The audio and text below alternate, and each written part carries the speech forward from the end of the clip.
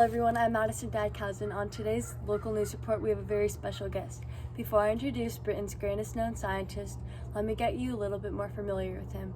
Francis Crick was born in a small town near Northampton, England in 1916. Growing up, he had always had a desire for reading all sorts of books, mainly the ones focusing on sciences. These books would often lead to small kitchen experiments, then led him into physics at University of College London. In his later years, Francis did much more to help find the structure of DNA, as well as discovering the double helix. Hello everybody, I'm Francis Cook, and I'm so excited to be here today. Hey Francis, I'm so glad you can make it. How about you start off by telling us a little more about your studies at University College London and how you got up to that point throughout your years of school? Well, when I started school, I became way ahead of my class, so I began to teach myself mechanics and the properties of water. The physics in my class were out of date as well, so I began to teach myself the basics to physics. After the war, I decided to enroll myself in the life of science, which led me to a 2-year internship of the Strange Ways Laboratory.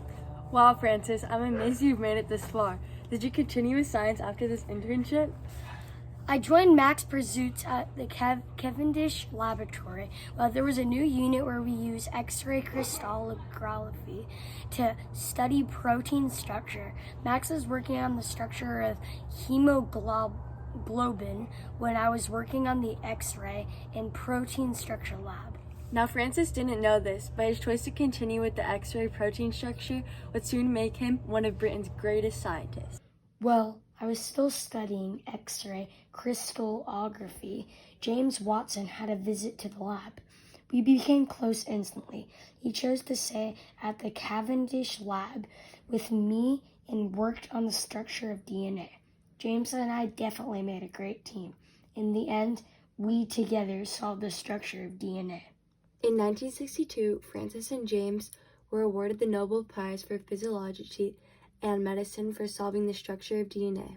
After this award, I know that you and a couple other scientists had a club. Can you tell me more about this club?